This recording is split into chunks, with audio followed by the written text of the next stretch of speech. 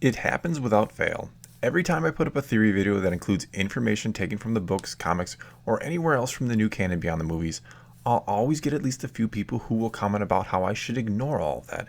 Because when it comes to the movies, Disney and Lucasfilm will not be beholden to the other sources of canon, and that they're more or less irrelevant and separate from the movie universe, if you will. The funny part, however, will be how in the very next comment, someone else will tell me how I missed a line from this book or that, or will go on to tell me that my theory is wrong because I failed to take into account everything from all the canon when constructing my theory. Now, hopefully you're already seeing my point, that people have very different takes on the sources of canon beyond the movies and their importance to the overall story. And if I had to guess, their opinions are probably skewed heavily one way or the other, depending on how much or little of the canon sources beyond the movies they actually follow. Because as someone who does read everything, and I do mean everything, which includes things such as the Servants of the Empire Young Reader series, I do like to think that everything is truly happening in the same universe and has relevance, even if it's to a very small degree. In fact, in the fourth book of the Servants of the Empire series, we learn that Brundle Hux, the father of the General Hux we'll see in The Force Awakens, has a secret academy on the planet Arcanus, where he is training future officers of the Empire to be more loyal and devoted to help preserve and guarantee the future of that empire.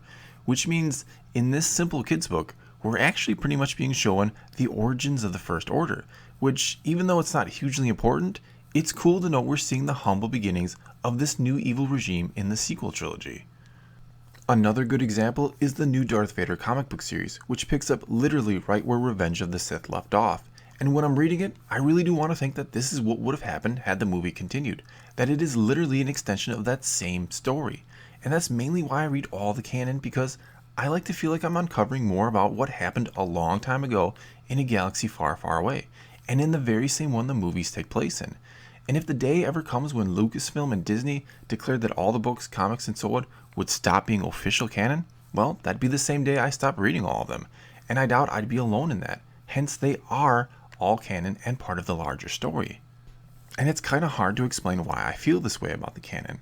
Why whenever I hear about some new Star Wars project, the very first thing I ask is, will it be canon? And if the answer is no, my interest is immediately gone.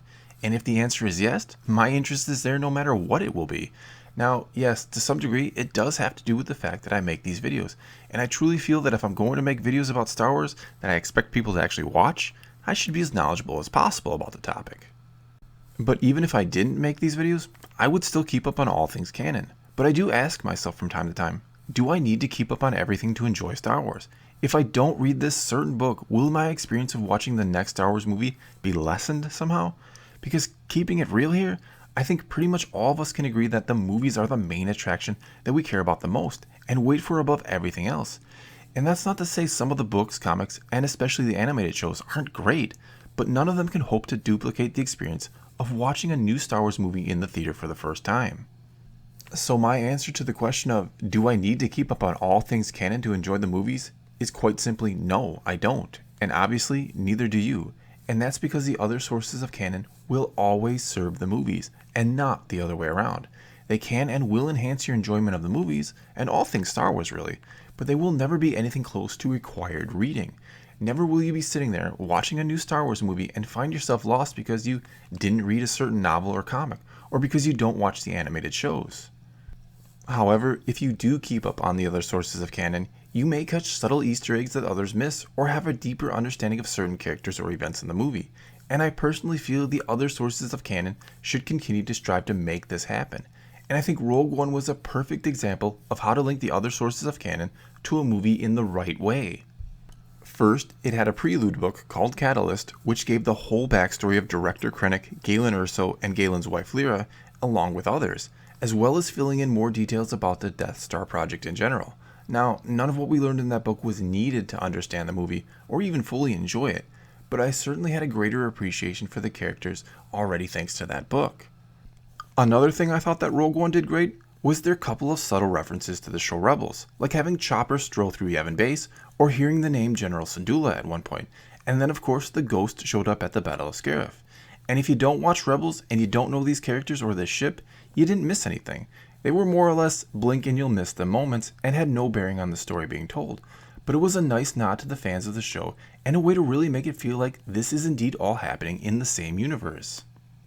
The last thing I appreciated about Rogue One and its connection to the canon was using the character Saw Gerrera, who originated in the Clone Wars animated series. Now sure, Saw wasn't a huge character in that show and was only in one story arc, but that was kind of the point of using him, I think.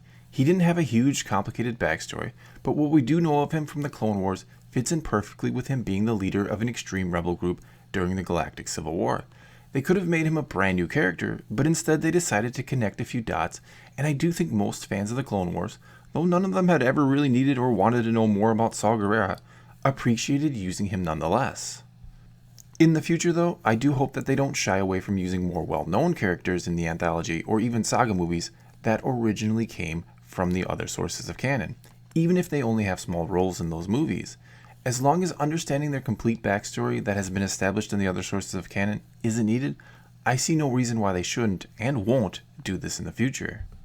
However, the one thing I'm not sure the other sources of canon will ever do are have very big reveals, or even huge clues as to what's to come in the future movies. Sure, they may have small clues or hints, which has hopefully been the case with some of the books released as of late, those leading up to The Last Jedi, and I mainly mean Aftermath and Bloodline, but I don't know that they'll ever give us all the pieces to the puzzle to put together the story ahead of time. There are a lot of good theories out there about Rey and Snoke, and some borrow heavily from the books, but I highly doubt any of them will be dead on. And this is coming from someone who has put a theory or two out there about both of those characters. For example, the Aftermath series hints at the fact that Snoke may somehow be related to a dark side power source out in the unknown regions of space, though we don't know much more than that. So we can make some fun theories about what that power might be, how Snoke got there, and so on, but we really weren't given enough to figure the whole mystery out.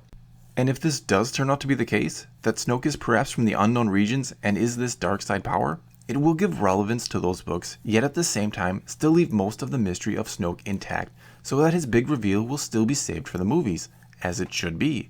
Because if I was one of those people that didn't read the books, and shortly before the movie came out I heard or read something about how a book said Snoke was this or that, I'm probably not going to be very happy to know I'm missing out because I don't have the time or desire to read all of these books. Okay, so with all that being said, I do think from time to time the books, comics, and especially the animated shows are going to give us some really big and cool moments. They also will tie into future movies the best they can without spoiling them. In fact, I'll be shocked if at some point during The Last Jedi, I don't spot something that was first brought to light or hinted at in one of the books. Yes, again, the movies should not cater to the other sources of canon, but to ignore them, or perhaps I should say not to exploit the potential there, is a mistake, because there is certainly money to be made from the other sources of canon, and also the ability to keep the core fan base very happy and invested. So why wouldn't you make the other sources of canon as relevant as possible? Well, that's all I got for you this time. Now it's your turn to let me know what you think. How important or relevant, if at all, should the other sources of canon be? And how much of it do you keep up on? Let me know in the comments below, and let's talk some Star Wars. And until next time, thanks for watching.